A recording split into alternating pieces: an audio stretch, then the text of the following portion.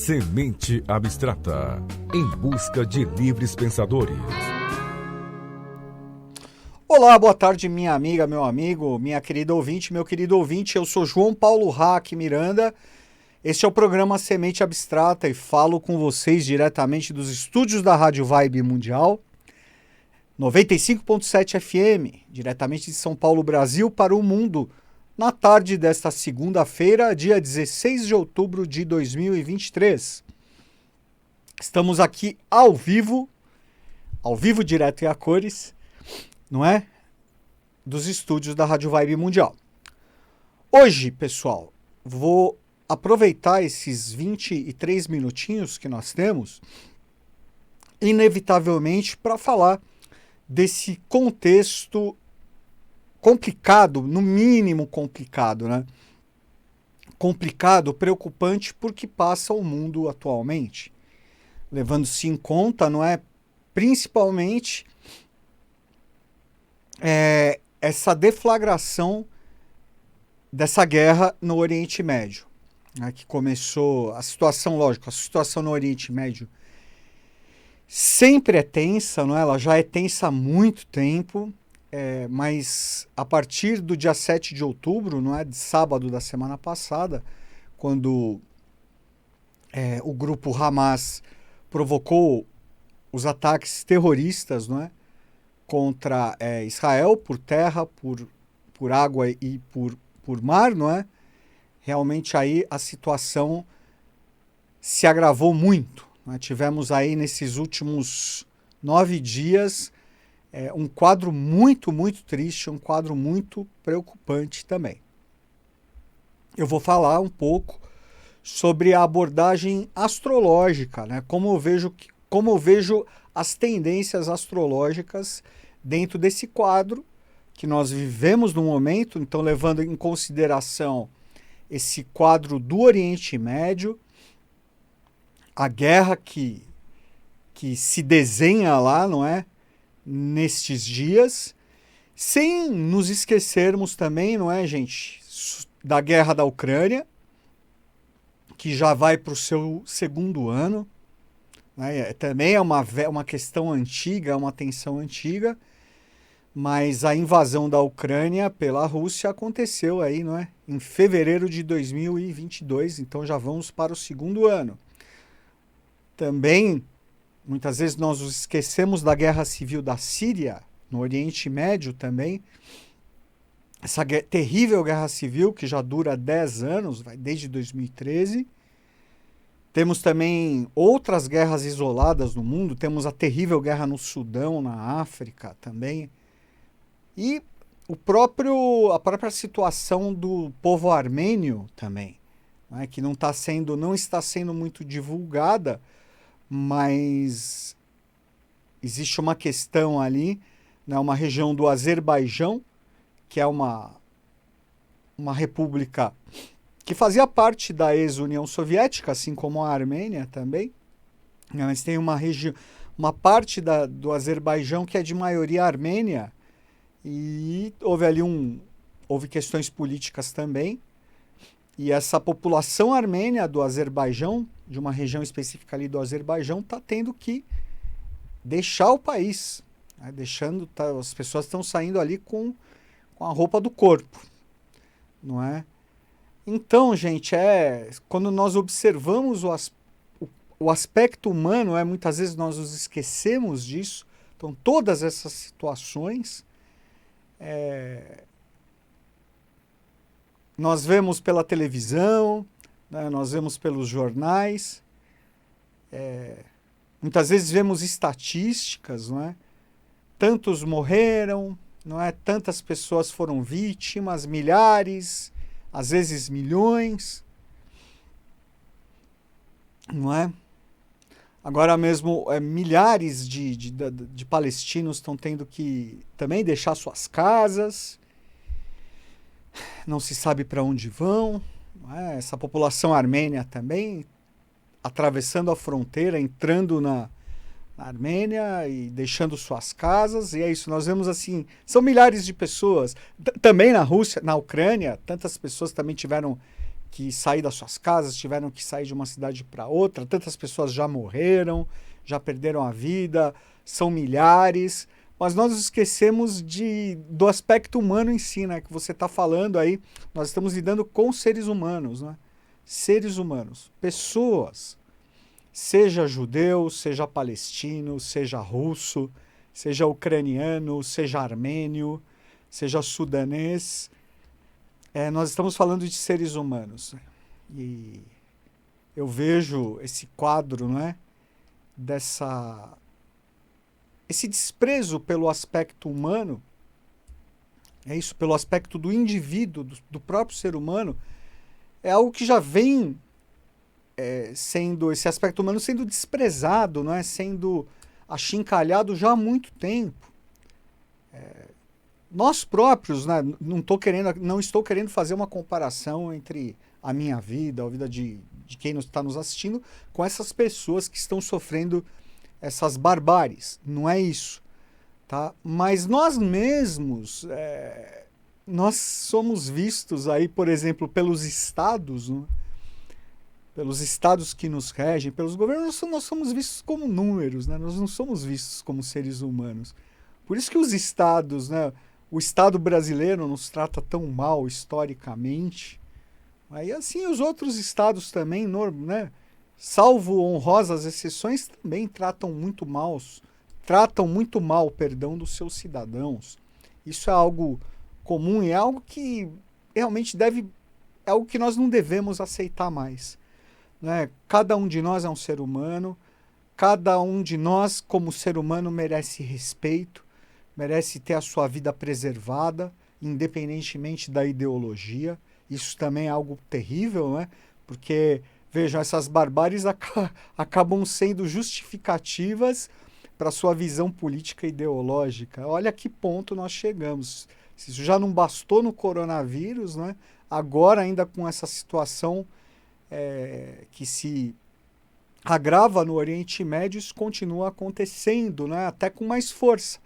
É até bom, isso é interessante para nós vermos realmente aí o nível de caráter das pessoas, né?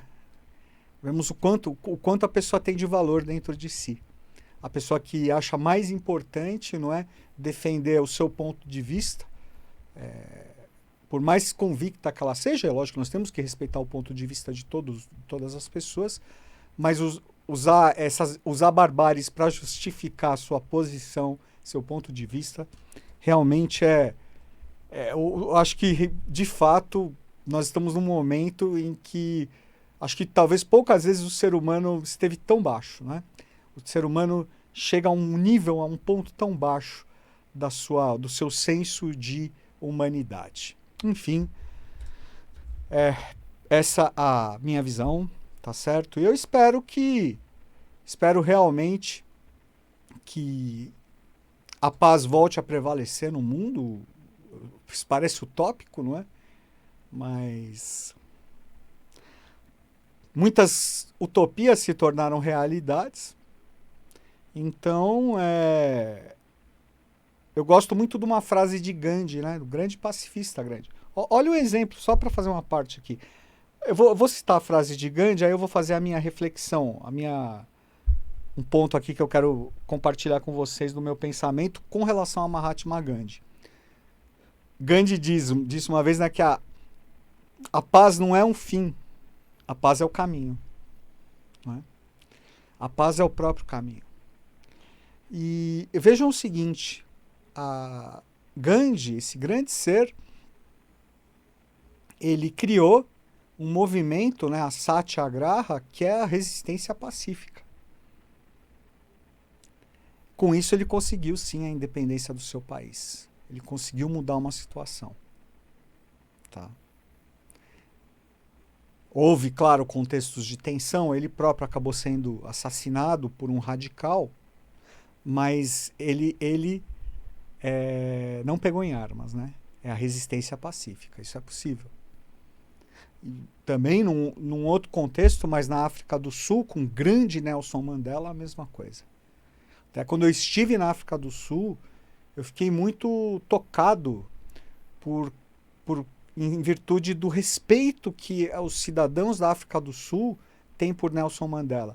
Sejam cidadãos afro, né, negros ou brancos, todos têm um grande respeito por Nelson Mandela.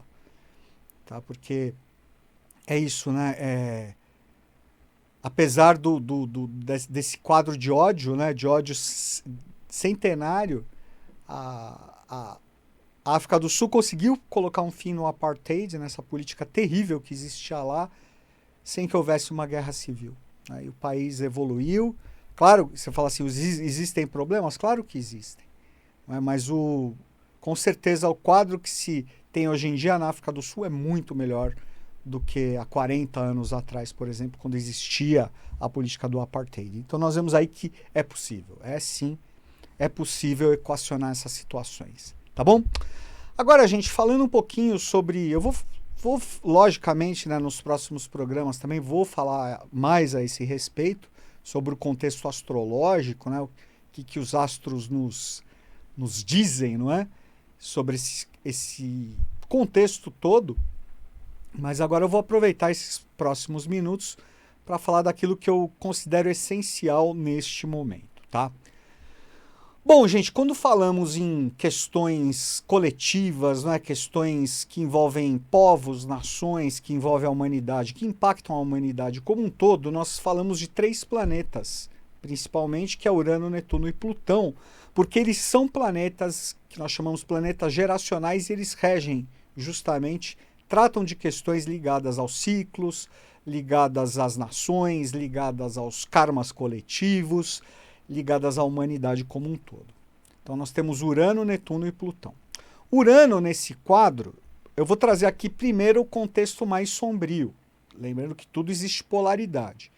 Mas Urano, que atualmente transita, né, desde o ano de 2018, 2019, transita no signo de Touro, Urano representa as grandes mudanças. Urano é o planeta da rebeldia. Não é? Urano ele representa o planeta que representa os sentimentos que vão sendo criados, não é, pela ira, pelo ódio. Então esses sentimentos que vão crescendo, né, e que se manifestam como revoluções, como rebeliões, tá? Então ele representa o estouro, assim, não é? Realmente. Aí nós temos Netuno. Urano tem um aspecto mais mental.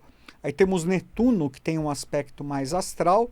Netuno já representa o próprio inconsciente coletivo ligado ao aspecto de água, né? Ligado ao aspecto dos sentimentos, das emoções. Então, podemos falar que Urano, Netuno e Plutão, logicamente, né, eles trabalham juntos. Então, Urano representa a eclosão, por exemplo, a deflagração de um processo, de uma rebelião, de uma guerra, por exemplo. Netuno representa a disseminação, tá? Porque como Netuno rege o inconsciente coletivo pelo lado astral, pelo lado emocional, ele representa, pelo lado negativo, vamos dizer, o envenenamento astral desse quadro. Tá? Então, a disseminação do ódio, a disseminação da ira, né? Isso impacta o mundo inteiro. Não é que vai impactar só o Oriente Médio ou vai impactar só a Rússia e a Ucrânia. Não. Tá? Netuno ele representa os mares. Né? 70%, os mares e as águas, né? 70% do nosso continente é água. Então é uma disseminação global. Tá? Isso pelo lado astral mesmo. E aí nós temos Plutão. Plutão é o planeta que representa o oculto, não é? E a característica essencial de Plutão é a contundência. Então, vamos dizer assim que Plutão representa aqueles processos mesmo de transformações que podem estar relacionados a uma grande mortandade, por exemplo, né? Por exemplo, o Holocausto na Segunda Guerra Mundial, né? Aquele quadro terrível, é uma ação que tem relação com Plutão pelo lado negativo. As explosões das bombas atômicas de Hiroshima e Nagasaki, 6 e 9 de agosto de 1945, tem relação com Plutão pelo lado negativo. Tá? Então, Plutão aí já vai pelo lado da contundência mesmo, não é, que leva Aí pelo lado positivo, pelo lado de luz, né, o Plutão ele é o planeta alquimista que representa as transformações. Né? Por isso que ele rege a vida e a morte, e ao mesmo tempo que ele rege a morte, ele rege o renascimento, os renascimentos e as regenerações. Não é? Vejam, o quadro, por exemplo, da Alemanha na Segunda Guerra Mundial, ou de vários países europeus na Segunda Guerra Mundial, que estavam destruídos e se reconstruíram, se regeneraram. Não é? Então também aí vejam a ação regenerativa, regeneradora de Plutão. Netuno, como luz, representa o amor universal. Né? Essa força que tudo conecta, mantém, sustenta, nutre. Né? Tem uma relação aí com a mãe divina. Né? O amor, a característica do amor universal. E Urano, como luz, não é? Como sombra, ele é guerra, é rebelião, mas como luz ele é libertação. Ele busca a nossa libertação. A libertação do ser humano através da sua consciência. Por isso que Urano representa o aspecto humano. Esse aspecto humano que eu falei que está faltando, né, que é muito, muito, muito desprezado, no mundo inteiro tem sido já desprezado há muito tempo, o aspecto humano em si, ele é regido por Urano. Então por isso que Urano ele chega para quebrar, mas é para fazer a gente acordar, para fazer nos lembrar que nós somos seres humanos. Atualmente ele transita em Touro, né, desde 2018, 2019. Quando se trabalha com astrologia preditiva, pessoal, uma das técnicas principais é você fazer uma projeção no passado. Você vê como foi o trânsito desse planeta e nesse signo no passado, tá certo? Para você ver o presente, aí você pode fazer um prognóstico para o futuro. Uma tendência, tá? Uma tendência. Pois bem, temos Urano em Touro, vai ficar de 2019 a mais ou menos 2026, então está no meio do processo ali. Já está ali no terceiro decanato, tá bom? Mas ainda vai ficar mais praticamente 3 anos em Touro. A última vez que Urano transitou em Touro foi entre 1935 e 1942, 43. Então, esse período que marcou a preparação, não é, da ambiência da Segunda Guerra Mundial, que acabou com a deflagração da Segunda Guerra Mundial em 39. Tivemos também em 36 a Guerra Civil Espanhola, que foi terrível. Tivemos outras questões também, mas vamos dizer que essas são as principais. E a Segunda Guerra Mundial em 1939, setembro de 39, não é? E Urano transitando em Touro, marcando toda essa primeira fase da Segunda Guerra em que a Alemanha nazista se encontrava com mais força. Tá? E aqui eu atribuo a isso. E aí, só projetando isso agora no presente, nós estamos com um quadro muito parecido. Eu já falei isso em outras oportunidades, que o quadro astrológico deste momento, ele tem uma semelhança. No começo eu estava achando incômoda, preocupante. Agora eu acho bastante preocupante. Tá? Porque são as configurações astrológicas atuais que têm uma similaridade muito grande com os aspectos astrológicos que existiam ali na Segunda Guerra Mundial. No começo, né, nessa fase, né, no começo, no período que antecedeu a Segunda Guerra, deflagração e começo da Segunda Guerra. Um deles, gente, é o seguinte. Como eu falei, não é? Aqui eu tenho que falar um pouquinho dessa questão de graus e tudo. Para quem não conhece, às vezes pode ficar um pouco chato. Mas eu vou ser bem breve, eu vou focar mais no mérito da questão. Nós estamos com Urano, como eu falei, no signo de Touro. O signo de Touro, ele rege a vida, o signo de Touro rege as riquezas, o signo de Touro rege a própria Mãe Terra, rege os recursos, rege os alimentos, né? Rege a matéria, rege as estabilidades, a nossa noção de estabilidade, rege os alimentos, etc.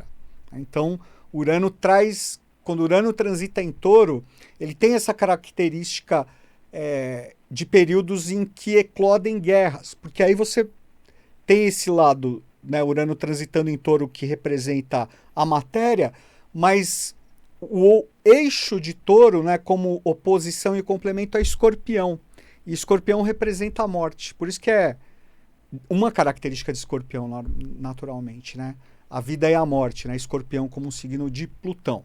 Então nós temos Touro como a vida e Escorpião como a morte nesse jogo, né? E renovação também. Mas o que me chama mais atenção, pessoal, é o seguinte: desde junho desse ano, de junho de 2023, Urano começou a fazer entrar na área de conjunção com a estrela Algol. A estrela Algol é considerada, desde a antiguidade, a estrela mais perigosa, né, do céu de estrelas fixas. Ela é conhecida também como o demônio ou como a cabeça da Medusa. Ela é chamada da estrela decapitadora, tá? E desde março desse ano, desde junho de 2023, Urano já entrou na órbita, tá, de conjunção com a estrela Algol e vai ficar mais 3 anos, até 2026. Até Urano se despedir de Touro. Ele vai ficar nesse quadro aí, nessa proximidade com a estrela Algol. Tá? Vão ter conjunções exatas nos próximos anos, eu vou trazer essas datas futuramente, né, para nós ficarmos mais atentos. Mas na Segunda Guerra Mundial, essa conjunção de Urano em Touro na área da estrela Algol, tá, foi de 39 a 42. Foi de 1939, mais ou menos junho de 39, 2 meses antes da deflagração da Segunda Guerra, até junho de 42, tá, que foi o período em que a Alemanha esteve mais forte no conflito. Depois de 42, quando a Alemanha invadiu a União Soviética, né, e aí foi um desastre a operação, aí a Alemanha realmente começou a se enfraquecer, tá? Coincidiu até justamente com Urano saindo da órbita da estrela Algol. Enfim, é um quadro bastante tenso, realmente é muito tenso, pessoal. Tem o lado negativo, lógico, tudo tem polaridade, existe o lado positivo também. A estrela Algol, ela representa a consciência dos anjos caídos buscando a sua regeneração, né? Buscando a sua consciência novamente. Podemos fazer um paralelo de nós mesmos, nós seres humanos, buscando nos conectar àquilo que está faltando em nós, que é o próprio aspecto humano, né? Que é a conexão com a nossa própria espiritualidade. Tá? Aí, pessoal, hoje está terminando aqui o nosso tempo. Vou só falar rapidamente, não é? Como eu falei, Urano, Netuno e Plutão. Nós temos Netuno no momento, como eu falei, Netuno é o disseminador astral. Netuno transita pelo final de Virgem, né? O terceiro decanato de Virgem, e faz uma oposição, terceiro decanato de Peixes, perdão, no seu domicílio, mas faz uma oposição com o quadro do seu trânsito durante a Segunda Guerra Mundial, quando transitava em Virgem, ou seja, nesse eixo, Peixes e Virgem. Vejam, Netuno em Peixes é uma disseminação astral muito forte, porque ele está na casa dele. E também temos o trânsito, né, da transição de Plutão sobre Capricórnio e Aquário. Plutão entrou em Aquário agora em maio de 2023, na retrogradação voltou para Capricórnio, tá? E vai ficar transitando ali entre Capricórnio e Aquário até o ano que vem. Vai entrar definitivamente em Aquário só em novembro de 24. E vejam, Plutão é o planeta cuja sombra é a violência. Então, toda vez que Plutão transita, né, de um signo para outro, são períodos de grande tensão. Tá? E a última vez que Plutão esteve nesse quadro, né, nessa transição de Capricórnio para Aquário, tá, foi ali na época da Revolução Francesa, final do século XVIII. Tá? Então, esse é o panorama geral que eu trago para vocês. Nos próximos programas eu vou continuar trazendo. Vamos ficar atentos, vamos vibrar pela paz, mas ficar atentos com nós mesmos, buscando nos conectar, privilegiar o nosso aspecto humano, respeitando os nossos semelhantes como seres humanos. Né? Seja de que de quem for, indistintamente, não é? Somos todos semelhantes. Um grande abraço, desejo a vocês uma excelente semana. Obrigado. Semente Abstrata, em busca de livres pensadores.